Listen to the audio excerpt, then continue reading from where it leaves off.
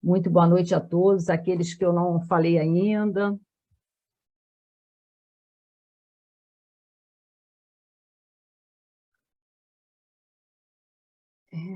Graças a Deus, graças a Jesus, graças a Francisco de Paula, e gratidão também ao Pai Jacó. Então, nós vamos, nesse momento, nós vamos deixar todos os problemas do lado de fora, vamos nos concentrar aqui na nossa reunião da noite de hoje, todos conectados. Vamos aproveitar todas as leituras, a leitura do Evangelho, a ambientação, e vamos nos harmonizando. E, para isso, vamos pedir para o nosso irmão Antônio fazer a leitura de ambientação na noite de hoje. Graças a Deus. Graças a Deus, a Jesus e a Francisco de Paula. A mensagem é do livro Novas Mensagens da Irmã Sheila, de Cleito Levi. E a mensagem é do dia de hoje, né? Dia 19. Sem perder tempo. Não aceites o tóxico do ressentimento. Ora, trabalha, serve e segue adiante. Não te detenhas no charco do desânimo. Ora, trabalha, serve e segue adiante. Não te precipites na fogueira da revolta. Ora, trabalha, serve e segue adiante. A experiência física é demasiado rápida para perdermos tempo perante os obstáculos naturais do caminho. Valorizemos a oração e o trabalho, servindo sempre, a fim de concluirmos a jornada vitoriosos perante a própria consciência. Graças a Deus, a Jesus e a Francisco de Paula. Graças a Deus. Vamos aproveitar essa leitura maravilhosa, que já nos desperta para a gente não perder tempo, e vamos fazer a nossa prece inicial. Amado Deus, Jesus amigo, Francisco de Paula, patrono da nossa casa, querido Pai Jacó, espiritualidade amiga, está sempre conosco nessa reunião. Vos pedimos que continuem e permaneçam entre nós, nos fortalecendo, nos iluminando nos trabalhos dessa noite de hoje. Que o nosso ambiente continue iluminado, harmonizado, com a vossa ajuda, e assim permaneçamos até o final. Que possamos refletir diante de todas essas leituras trazidas do Evangelho, as preces, nos ajudando sempre ao fortalecimento da nossa fé, que tanto necessitamos.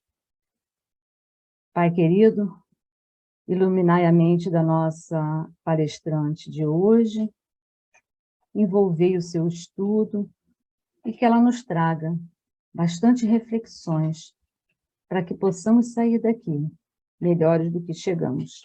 Graças a Deus, graças a Jesus, a Francisco de Paula, e gratidão, meu querido Pai Jacó. Assim seja. Graças a Deus. E vamos pedir à irmã Denise que faça para nós um trechinho, a leitura do Evangelho, um trechinho só, por favor, Denise. Graças a Deus, a Jesus, a Francisco de Paula, meu Pai Jacó.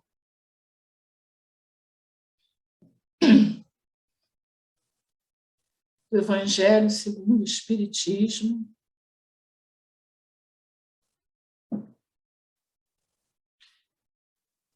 capítulo 16, salvação dos ricos, ou seja, não se pode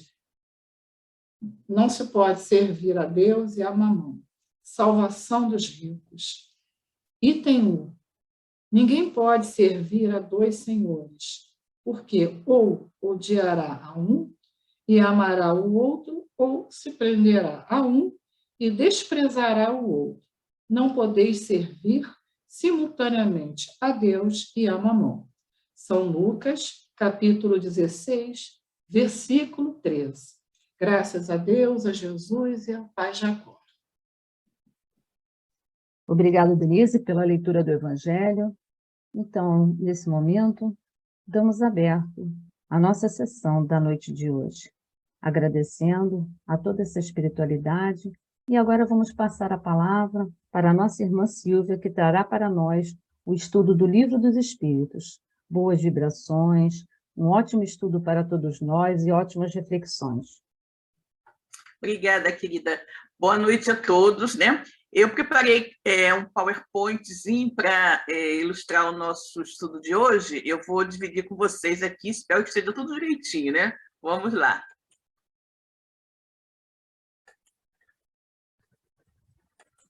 Ok, já estamos vendo? Estamos, né? Sim, Silvia. Ok, então. O nosso estudo de hoje, que eu espero que dê tempo, né, gente? Porque é enorme, né? É enorme.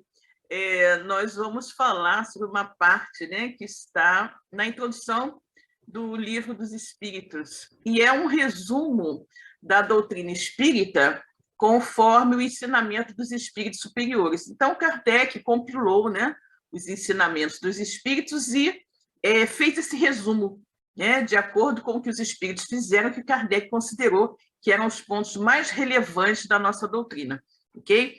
Então, efetivamente, vamos aqui passando, né? Ele codificou, né, a doutrina espírita, Allan Kardec, e ele nos apresenta, como eu disse, na introdução do Livro dos Espíritos, esse breve resumo dos pontos principais da doutrina, segundo foram transmitidos a ele pelos espíritos superiores.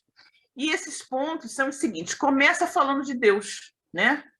E ele nos diz que Deus é eterno, aliás, quem diz são os espíritos, né? Tudo aqui foi dito pelos espíritos a Kardec.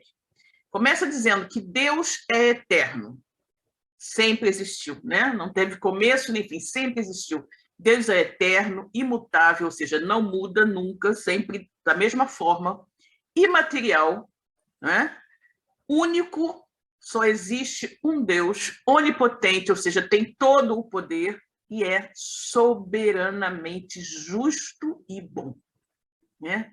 Soberanamente justo e bom. E aí, quando a gente observa, né, essa questão onipotente, tem o poder de todas as coisas, né? Tem todos os poderes, e é soberanamente justo e bom, a gente aí já vai saltar um pouco mais à frente e pensar, não, tudo que acontece está certo, né? Porque tudo que acontece por Deus, né? Vem de Deus, que tem todos os poderes e que é soberanamente justo e bom. E aí ele continua dizendo, né? Os espíritos continuam dizendo que Deus criou o universo, esse universo que abrange todos os seres animados e inanimados, materiais e imateriais. Os seres materiais constituem um mundo visível ou corpóreo. Esse mundo visível ou corpóreo, né, onde nós estamos inseridos no momento.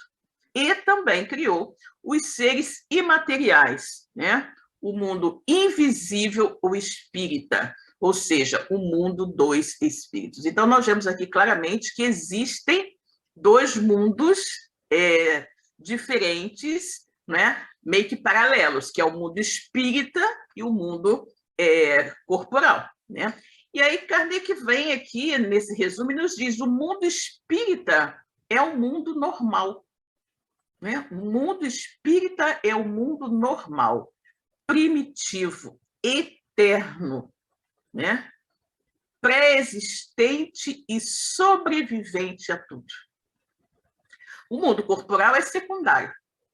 Poderia deixar de existir ou não ter jamais existido, sem que por isso se alterasse a essência do mundo espírita. Então, gente, é muito interessante, né, quando você para olhar isso, e aí você vê que normalmente as pessoas dizem a verdadeira vida é a vida do espírito. O mundo verdadeiro, a nossa verdadeira pátria é a pátria espiritual.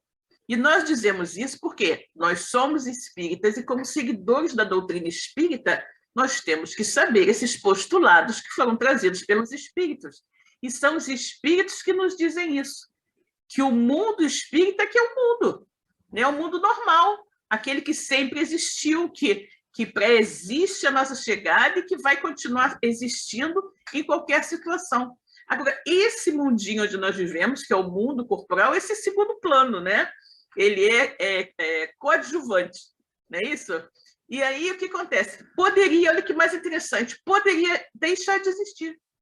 O mundo material, o mundo corporal, poderia deixar de existir ou até nunca ter existido, sem que isso, né, alterasse a essência do mundo real, que é o mundo espírita, né? O mundo espírita. E é muito interessante como nós, uma vez aqui na matéria, né, começamos a acreditar que a realidade é essa, que este é o mundo, que tudo que acontece aqui é o que importa, e aí você começa a fazer uma série de coisas para estar cada vez melhor nesse mundo, que é um mundo secundário, que é um mundo que hoje existe, mas amanhã não existe mais, em detrimento do mundo real, que é o mundo espiritual, né?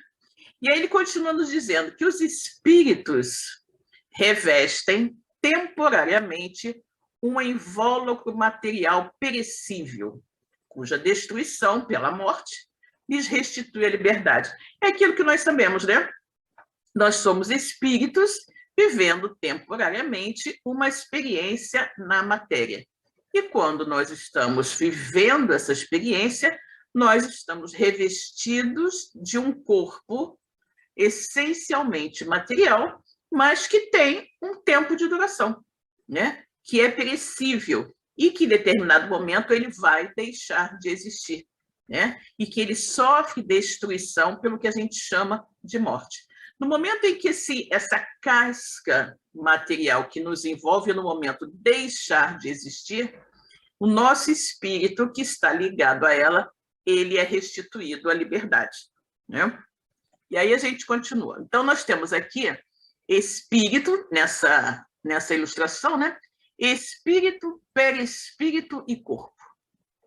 E aí ele nos diz que entre as diferentes espécies de seres corpóreos, né? Existem várias espécies de seres corpóreos, materiais, Deus escolheu justamente a espécie humana para a encarnação dos espíritos que chegaram a certo grau de desenvolvimento, dando a esses espíritos, né, superioridade moral e intelectual sobre as outras espécies de seres corpóreos. Então, é muito interessante a gente ter essa ideia, né? Porque nós vivemos aqui nesse planeta, né? Estamos no momento revestidos dessa camada material. Existem vários outros seres também materiais, porém, de todos eles, né, foi a espécie humana que Deus resolveu, né, dar a encarnação desses espíritos de determinados seres, determinados espíritos que atingiram um certo grau de desenvolvimento. E, por isso, esses espíritos que já atingiram esse grau mais elevado de desenvolvimento têm superioridade moral e intelectual sobre todas as outras formas corpóreas, né? A alma é o quê? A alma é um espírito encarnado, sendo o corpo apenas o seu envoltório. É o que nós costumamos dizer, né? A alma é o nome que nós damos a um espírito encarnado. Quando o espírito está fora da sua casca grosseira, né? Fora do seu corpo material, ele é espírito mesmo, né? Mas quando ele está encarnado, ou seja, revestido de um corpo grosseiro material de carne, ele passa a ser chamado de alma. Apenas uma questão de semântica, tá? É tudo igual. Espírito e alma é a mesma coisa, só que espírito quando está desencarnado, alma quando está encarnado. E aí nós vemos que existem, né, no homem três coisas básicas. Primeiro é o corpo, né, o nosso corpo, ou esse ser material semelhante, né, análogo aos animais e animado pelo mesmo princípio vital. Depois nós temos a alma ou ser imaterial, que é o espírito encarnado no corpo. Então, você tem o corpo, e você tem o espírito. E você tem o terceiro, que é um laço que prende este espírito, ou esta alma, melhor dizendo, ao corpo. Esse princípio intermediário que une, né, a matéria e o espírito, e que é semimaterial, né? Semimaterial, e que serve de ponte, de elo de ligação entre o espírito e o corpo. Ou seja, o espírito deseja que alguma coisa aconteça, ele então transmite essa mensagem a este laço, né, a esta ponte que transmite a ideia ao corpo carnal. A mesma coisa, o que o corpo carnal vivencia, sente, experimenta, ele transmite a esse laço, a essa ponte, e que transmite ao espírito. E a este laço, não é? Nós chamamos de perispírito, ok? Tem, assim, o homem duas naturezas, né? Duas naturezas. Pelo corpo, né, que é a sua natureza mais grosseira, material, ele participa da natureza dos animais, cujos instintos são até bem parecidos, né? Algumas pessoas, a gente começa até a dizer, né? Fulano tem os instintos muito acelvajados, muito animalescos ainda, né? Então, nós temos duas naturezas, aquela nossa natureza mais materializada e aquela nossa natureza mais espiritualizada. Então, pelo corpo, o homem participa da natureza dos animais, e pela alma participa da natureza dos espíritos. O laço, como nós falamos, ou perispírito, que prende ao corpo o espírito, é uma espécie, como eu falei, de envoltório semimaterial, diáfano, né? E a morte é o quê? A morte é justamente a destruição do invólucro mais grosseiro, daquela casca, né? Daquela casca mais grosseira, mais e mais materializada que nos envolve. Então, a morte é a destruição daquela casca apenas. E quando a gente analisa bem isso que os espíritos falam, nós percebemos o quê? O que foi que nós vimos lá na frente? Que o espírito era imortal, né? Que sempre existiu, vai continuar existindo, mas que ele era revestido, né, por uma camada material grosseira, não é? Que era perecível, que poderia ser destruída, e que quando ela era destruída, o espírito então se libertava. Diante dessas colocações, nós vemos o quê? Que, obviamente, a morte não existe, porque o que é realmente a nossa essência, quem nós somos de fato, nós somos de fato espíritos, nós não somos essa casca.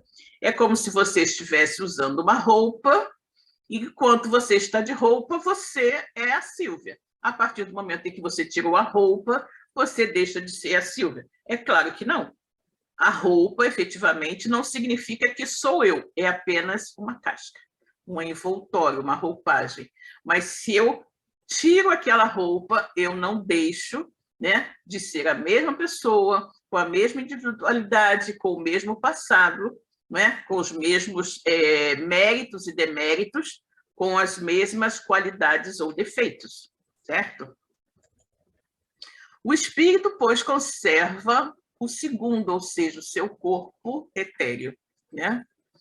E esse corpo etéreo, ele é invisível para nós quando ele está no seu estado normal. Mas ele pode tornar-se acidentalmente, eventualmente visível e até mesmo tangível, como ocorre no fenômeno das aparições. Nós sabemos que o espírito ele pode se fazer visível e tangível conforme a sua vontade, né? Obviamente que para essas situações ele vai precisar do concurso de um médium que vai doar a ele o fluido necessário para que ele consiga se materializar, né? Mas ele pode fazer isso. Em seu estado normal, nós não temos capacidade visual para enxergar os espíritos que estão zanzando por aí por toda parte, né? Apenas algumas pessoas têm essa faculdade, são os médios que têm a capacidade da vidência, mas nem todos têm a capacidade de ver de olhos abertos. Alguns só veem com os olhos fechados, quando concentrados e quando exatamente buscando observar isso. Outros têm uma capacidade de evidência tão apurada que olham os espíritos e veem os espíritos como se fossem encarnados. E muitas vezes nem mesmo têm capacidade de saber quem é encarnado e quem é desencarnado. Eles se confundem, né? Essas pessoas muitas vezes nem conseguem dirigir nem nada, porque elas não sabem se quem atravessou na rua rapidamente foi um encarnado ou desencarnado, e podem dar uma freada, porque um espírito passou na frente e causou um acidente. Então, elas preferem até não dirigir por causa disso, né? Então, o espírito não é, pois, um ser abstrato, indefinido, só possível da gente conceber pelo pensamento. Não. É um ser real, circunscrito, que, em certos casos, se torna apreciável, tanto pela vista, pelo ouvido e pelo tato, né? Ou seja, você pode ver o espírito, você pode ouvir o espírito falar para você, ou você pode senti-lo, né? Quando ele se torna tangível. E a gente vai lembrar do caso de Jesus, quando apareceu no cenáculo, né? E chamou Tomé para que viesse e tocasse nas suas feridas, porque Tomé disse que só acreditaria se ele visse, né? Então, Jesus não apenas viu, mas mandou que ele tocasse também, né? Então, efetivamente, Jesus estava ali na posição de um espírito, né? Num fenômeno de aparição e, obviamente, se utilizando ali dos fluidos dos apóstolos, que eram médiuns, né? Os espíritos, pois, pertencem a diferentes classes, né? Diferentes classes, e não são iguais, nem em poder, nem em inteligência, nem em saber, nem em moralidade. Existem 3 grandes ordens, né, de espíritos, e dentro dessas ordens existem, né, várias subordens ou classes de acordo com digamos assim, a ordem que o espírito tiver. Existe os da primeira ordem, esse realmente você não consegue subdividir, né? Os da primeira ordem são os espíritos superiores, que já se distinguem dos outros espíritos pela sua perfeição. Obviamente que quando falamos em perfeição, estamos nos referindo à perfeição relativa, né? Porque perfeito somente Deus o é. Então, seus conhecimentos, né, já são muito elevados, e sua proximidade de Deus, pela pureza dos seus sentimentos e por ser amor do bem, né, os colocou nessa posição de superioridade aos demais espíritos. São os que a gente chama de anjos, né, ou para nós espíritas, de puros espíritos, né? Os espíritos bons, os espíritos bons não, os espíritos puros. Nas outras classes, né, normalmente na segunda classe nós temos os bons espíritos, que ainda precisam evoluir mais, e na terceira nós temos os espíritos inferiores, onde nós estamos inseridos, né? Os das outras classes, que se acham isso aí com relação à primeira, né? A primeira ordem, que é dos espíritos puros, que já atingiram o máximo da evolução, nas outras classes se acham espíritos cada vez mais distanciados dessa perfeição, né? Eles vão se mostrando em diversas categorias inferiores, porque eles ainda cultivam muitos sentimentos ainda menores, né? Muitas paixões que ainda os colocam nesse grau de inferioridade, como o ódio, a inveja, né? O ciúme, o orgulho, vaidade, tudo isso. E esses espíritos, eles comprazem-se no mal, né? Há também, entre os inferiores, os que não são nem muito bons nem muito maus, tá? Aquele mais ou menos, né? Eles são mais o quê? Eles são mais arruaceiros, perturbadores do que perversos, né? São maliciosos, inconsequentes, e por isso eles são chamados de espíritos estúrdios ou levianos, né? Então, nós temos aqui 2 extremos, né? Embora Kardec, depois, no Livro dos Espíritos, ele vai dividir em 3 grandes ordens, como eu falei, espíritos puros, bons espíritos e espíritos inferiores. Aqui ele apresenta, né, como os espíritos puros, que já atingiram a perfeição, E a outra classe, o outro extremo, seria dos espíritos imperfeitos. E dentro dessa divisão, dessa classe de espíritos imperfeitos, né? Dessa ordem dos espíritos imperfeitos, existem várias subordens. E ele aqui aponta 2 tipos principais, que são aqueles que ainda estão muito voltados para fazer o mal, que gostam de fazer o mal, e aqueles outros que são apenas bobinhos, né? Inconsequentes, levianos. Ok? E aí ele nos fala também que os espíritos não ocupam perpetuamente a mesma categoria. Todos se melhoram passando pelos diferentes graus da hierarquia espírita. Claro, porque uma coisa é inexorável, é a nossa evolução. Né? Mesmo que você não queira evoluir, você vai evoluir, porque isso é o seu destino. Essa é a nossa destinação. Fomos criados por Deus, simples e ignorantes, e o nosso destino, a nossa fatalidade é a evolução e, consequentemente, a felicidade que está reservada aos espíritos puros. Né? Agora, essa melhoria vai se efetuar por meio de quê? Da encarnação, das inúmeras encarnações. Né?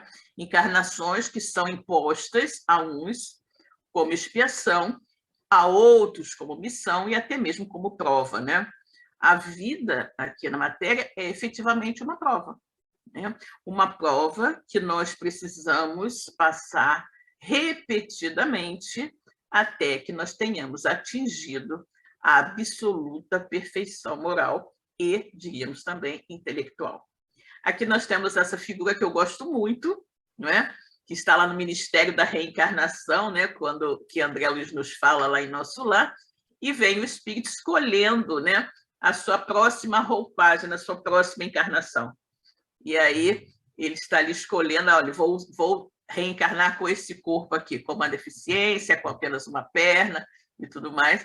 É o que ele deseja, ele tem capacidade de participar do seu planejamento reencarnatório, e ele chegou à conclusão que, para ele, né, o que vai ajudá-lo a evoluir mais rapidamente é envergando esta roupagem aqui material. E aí, deixando o corpo, o que acontece? Uma vez quando você passou aqui o seu período, né, de experiência na matéria, porque, afinal de contas, nós já vimos lá atrás que a nossa vida verdadeira é a vida espiritual e que nós passamos curtos períodos na matéria, uma vez que a gente já passou por esse período, deixando o corpo, o que acontece? A alma vai voltar ao mundo dos espíritos, vai voltar à verdadeira vida, vai retornar para casa, né? De onde ela tinha saído para passar por essa nova existência material. Após o quê? Um lapso de tempo mais ou menos longo, durante o qual permanece em estado de espírito errante. Ou seja, você está na espiritualidade, você reencarna, passa um período revestido de um corpo material, vivendo as diversas experiências aqui na matéria necessárias ao seu burilamento, ao seu crescimento, ao seu aperfeiçoamento, e quando termina o seu tempo, que é curtíssimo, considerando-se a eternidade do espírito, 100 anos, né? Agora as pessoas estão vivendo muito até 100 anos ou mais um pouquinho, né? 100 anos não é nada comparado com a eternidade, né? E aí, quando você desencarna, você passa um tempo no plano espiritual, na erraticidade, né? Para aguardar uma nova oportunidade para se revestir outra vez de um outro corpo de carne, para continuar trabalhando pela sua evolução. Obviamente que apenas os espíritos que já atingiram o ápice, né, o ápice da evolução possível, não têm mais necessidade de reencarnar. Mas isso demora muito tempo, e nós que estamos ainda no iniciozinho da nossa caminhada, que somos espíritos imperfeitos, temos ainda muito chão, ou muitas e muitas encarnações para viver, né? Tendo o espírito que passar por muitas encarnações, segue-se que todos nós, óbvio, já vivemos muitas existências e que teremos ainda, como eu falei, muitas outras, mais ou menos aperfeiçoadas, quer aqui na Terra, quer em outros mundos, porque nós não estamos fadados a vivenciar todas as nossas experiências materiais aqui na Terra, né? Podemos já ter vivido em outros mundos e depois vir para a Terra, e podemos sair da Terra e ir para outro mundo, conforme as nossas necessidades. Não significa, efetivamente, que a gente vai viver todas as encarnações de espírito imperfeito aqui na Terra. A gente pode ver alguma aqui, outra lá, inclusive pode ser, a gente não sabe, que esta seja a nossa primeira encarnação na Terra, não como espírito, tá? Mas pode ser que seja a primeira na Terra, ninguém sabe. A encarnação dos espíritos se dá sempre na espécie humana. Seria erro acreditar-se que a alma ou espírito possa encarnar no corpo de um animal, né? Seria a questão da metempsicose, que alguns segmentos religiosos, eu acho que os hindus, né, acreditam que você possa vir reencarnado, de repente, num cachorro, numa vaca, num cavalo. Mas isso não é possível. Então, os espíritos só encarnam na espécie humana. As diferentes existências corpóreas do espírito, elas são sempre progressivas e nunca regressivas. Mas a rapidez desse progresso vai depender dos nossos esforços, né? Quanto mais nós nos esforçarmos para domar as nossas más tendências, os nossos vícios, as nossas más inclinações, mais rapidamente nós atingiremos o nível da perfeição a que nós podemos atingir, né? Então, uma vez adquirido um certo nível evolutivo, o espírito não retroage, né? Ele sempre vai caminhar para frente, nunca vai voltar a uma condição inferior. As qualidades da alma são, pois, as do espírito, que está encarnado em nós, né? Assim, o homem de bem é a encarnação de um bom espírito, e o homem perverso a de um espírito impuro. Isso é muito interessante, porque algumas vezes as pessoas querem atribuir o seu comportamento violento ou sereno e tranquilo ao seu corpo, né? Ah, eu sou assim agressivo, pavio curto, porque eu sou fortão, né? Esse é meu jeitinho de ser, né? Eu sou assim homem grandalhão, embrutecido, por isso que eu sou assim briguento. Não, você é briguento porque você tem um espírito briguento. Porque você pode perfeitamente ter um corpo de um Hércules, não é? De um homem extremamente forte, e ser uma pessoa altamente controlada e comedida, né? Uma pessoa doce, uma pessoa meiga, uma pessoa controlada e tudo mais. E você pode ter, como a gente sabe, que existem muitos homens com corpos extremamente linfáticos, né? Super fraquinho, parece um mosquito, mas é briguento, né? É briguento, está sempre questionando tudo, está sempre aborrecido, conturbado, criando situações de desarmonia, quando efetivamente não tem capacidade física para, digamos assim, lutar, né? Combater com ninguém.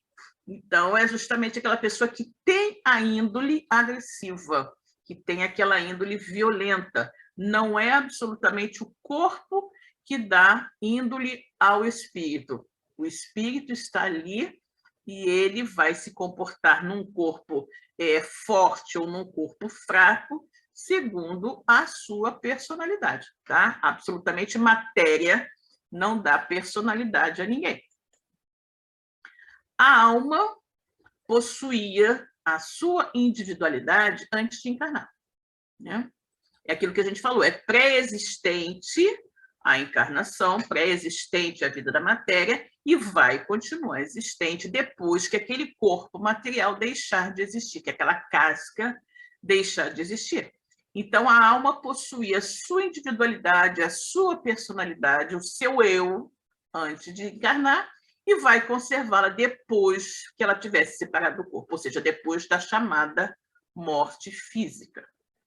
Na volta ao mundo dos espíritos, a alma, né, o espírito, agora já é espírito, né, porque já está sem o corpo físico, encontra todos aqueles que ela conheceu na Terra e vai recordar todas as suas existências anteriores, né? Vai lembrar. Obviamente que isso não se dá de um momento para outro, não é? Não vai acontecer assim, como se você ligasse o botão, de repente vai lembrar de tudo. Não, isso acontece, né, paulatinamente e de acordo, muitas vezes, com a sua capacidade de suportar, né? Então, nós vamos, ao voltar ao mundo dos espíritos, nós temos a capacidade, né, de reencontrar aquelas pessoas que nós conhecemos aqui na Terra, nessa existência, e que podem ter desencarnado antes de nós, isso é normal, a gente pode encontrá-las ou não, dependendo da sintonia, né, do nível evolutivo em que elas estiverem e que nós estivermos também, né? E podemos nos recordar das nossas vidas anteriores, de tudo que a gente fez, né? De outros espíritos com os quais convivemos em vidas anteriores e, obviamente, de todo o bem, de todo o mal que a gente tenha feito. Aí é que está o problema, né? Aí é que está o problema. Então, muitas vezes, por misericórdia divina, nós somos poupados de lembrar coisas muito terríveis que tenhamos feito em encarnações anteriores, porque não seríamos capazes de suportar saber disso. O espírito encarnado se acha sob influência da matéria, claro, né? Ele está num ambiente totalmente material, ele vai sentir toda a influência, né, da matéria que está à sua volta. Quando nós, né, conseguimos vencer esse chamamento, essa influência da matéria, pela nossa própria depuração, elevação de sentimentos, elevação de interesses, elevação de costumes, né? A gente, obviamente, vai se aproximar de espíritos que estejam também mais elevados. A gente se aproxima dos bons espíritos, né? Na companhia deles, nós vamos, obviamente, um dia, se a gente já começa a se espiritualizar aqui, já começa a trabalhar o nosso espírito, obviamente, quando desencarnarmos, nós iremos automaticamente para junto desses espíritos, né? Agora, aquele que se deixa dominar pelas mais paixões e põe todas as suas alegrias na satisfação dos apetites, dos desejos, dos vícios grosseiros, se aproxima de quê? Dos espíritos impuros, dando preponderância à sua natureza animal, né? Para aquele lado mais animalesco, mais acelvajado, não é?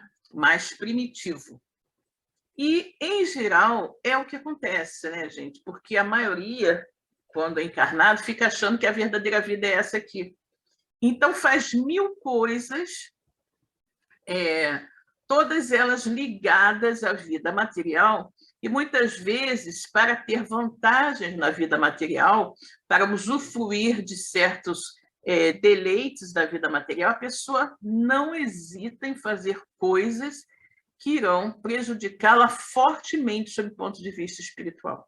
Então, nós temos essa figura aqui, onde você tem um homem em um bar, né, fumando bastante, bebendo, escrevendo sabe-se lá o quê, não é?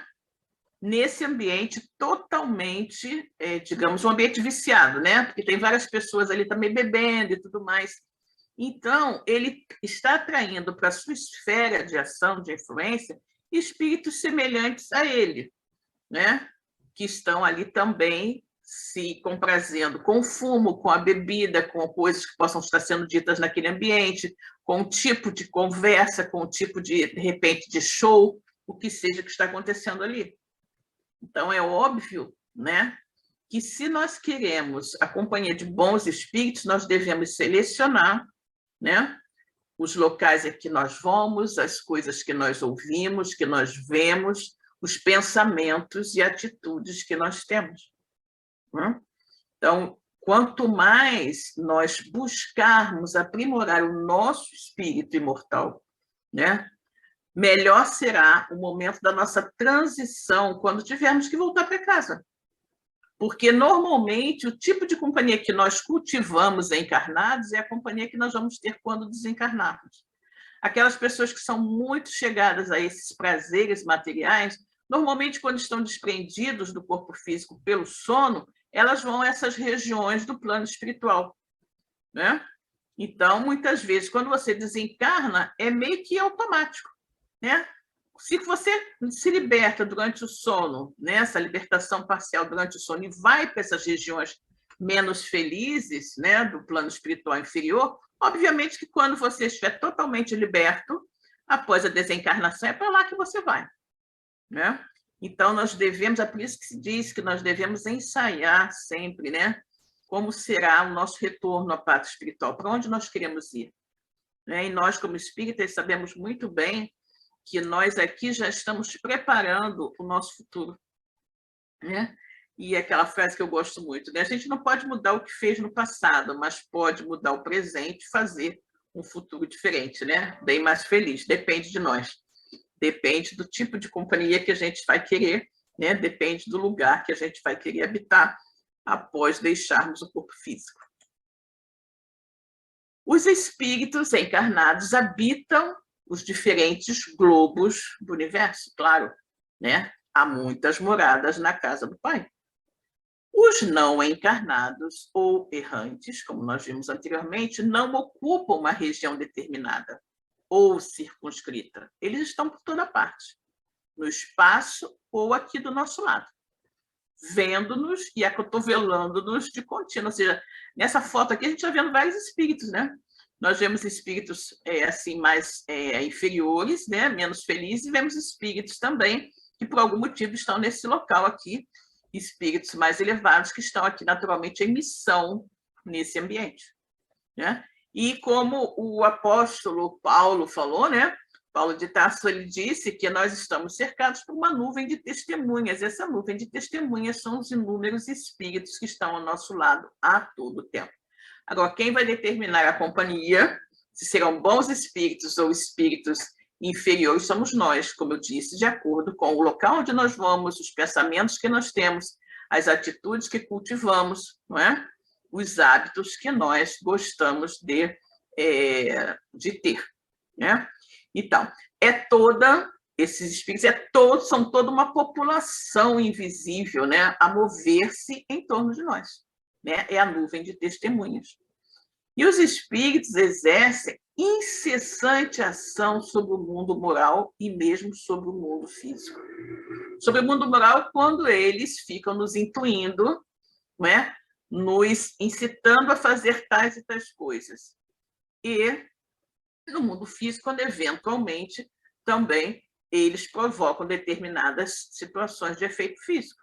Eles atuam sobre a matéria e sobre o pensamento e constituem uma das potências da natureza.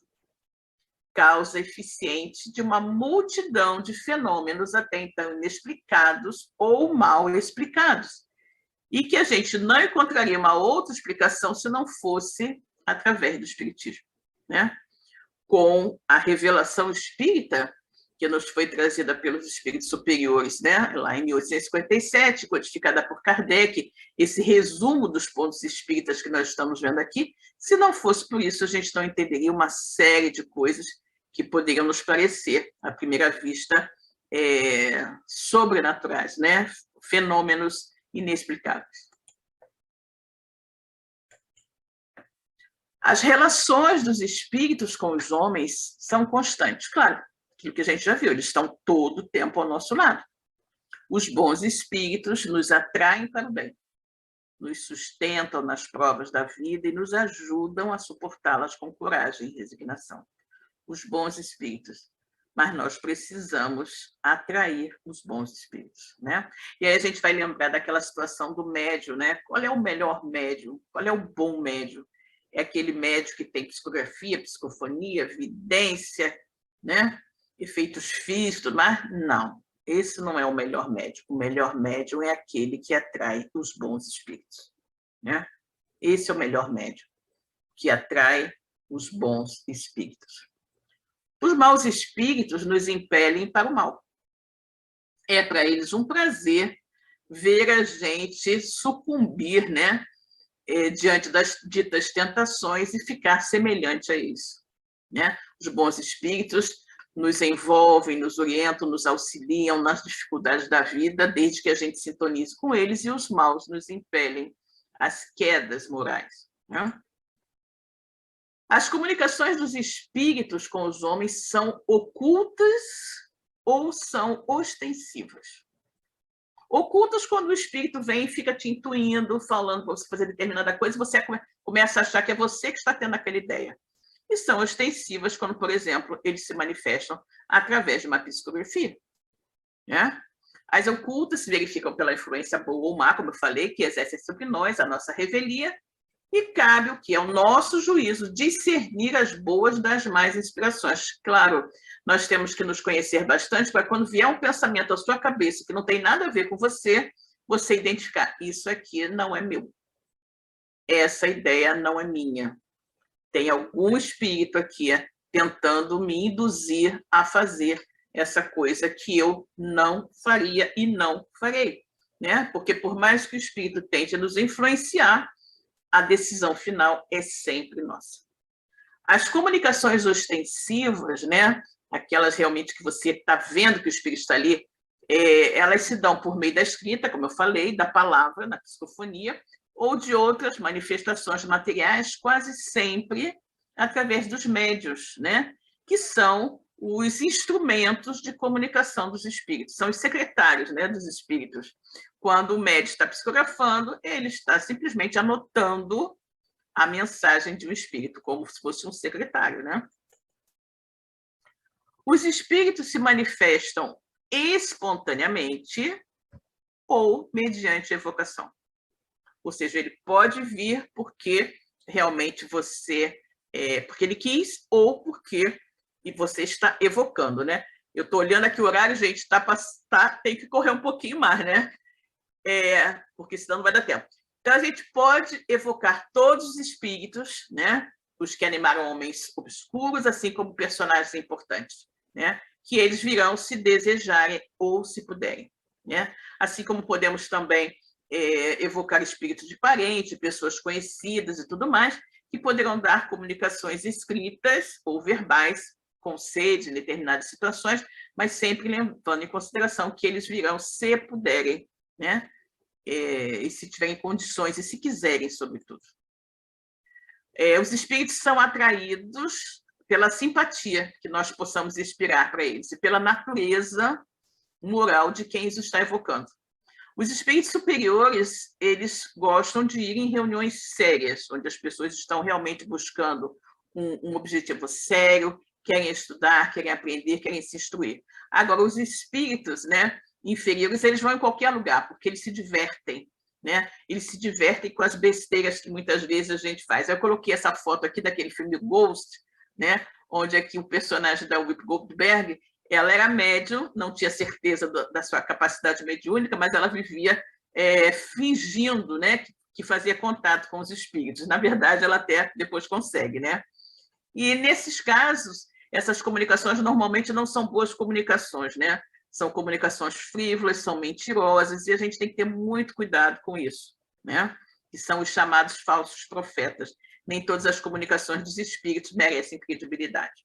Agora, para a gente distinguir o bom espírito dos maus espíritos é muito fácil. Nós vamos observar isso pela sua linguagem, né? Que é sempre uma linguagem digna, né? Cheia de moralidade, onde eles vão nos passar conselhos, orientações da maior qualidade, e a dos espíritos inferiores, normalmente, elas são inconsequentes, elas usam palavras assim um pouquinho mais grosseiras, mais do dia a dia, eles se envolvem em coisas que são, que não, em geral, que os espíritos superiores não gostam de se envolver, né? Opiniões disso, daquilo, coisas de política, uma coisa ou outra. Tá? A moral dos espíritos superiores se resume como a moral do Cristo, nessa máxima evangélica. Né? Então, os espíritos superiores têm essa moral, essa máxima, fazer aos outros o que nós quereríamos que os outros nos fizessem, isto é, fazer o bem sempre e não o mal. Né? Eles também nos ensinam que o egoísmo, o orgulho, a sensualidade são paixões que nos aproximam da natureza animal, né? E nos prendem mais e mais à matéria. Que o homem que já nesse mundo, ele se desliga da matéria, desprezando justamente essas futilidades mundanas e amando mais o próximo, né? E buscando mais se avizinhar da sua natureza espiritual. Cada um de nós deve tornar-se útil de acordo com as faculdades e os meios que Deus lhe põe nas mãos para experimentar, né? Ou seja, nós temos todas as possibilidades de ser útil e temos que nos lembrar, né, do que Jesus disse: quem quiser ser o maior, seja o maior servidor sempre, né? Ensinam finalmente os espíritos que no mundo dos espíritos nada pode estar oculto, né? E o hipócrita vai ser desmascarado, né? E todas as suas torpezas vão vir à tona. A gente tem que lembrar o seguinte: no mundo espiritual ninguém chega de máscara, né? Você pode até iludir a muitos encarnados, fazer passar por bonzinho, por caridoso, por fraterno, né? Por aquela pessoa iluminada, enquanto você está aqui na matéria. Mas, se você não for nada disso, no plano espiritual você vai chegar exatamente como você é, com a cara e a coragem, sem máscara, porque os espíritos, sobretudo os superiores, ninguém engana, né? Finalmente, os espíritos nos ensinam também que não existem faltas, né? Não existem erros irremissíveis que a expiação não possa apagar, né? E o meio de conseguir, né, se livrar das faltas, se purificar, o homem vai encontrar justamente nas diferentes existências que vão permitir a ele, através do seu esforço, muitas vezes da mestra dor, né, superar todos os erros cometidos e alcançar o progresso, a perfeição, que é, na verdade, o nosso destino final. E aí nós temos, né, bem resumido, né, esse apanhado dos pontos principais, dos principais ensinamentos que os espíritos nos forneceram, tá? E que Kardec compilou, ok? É isso aí.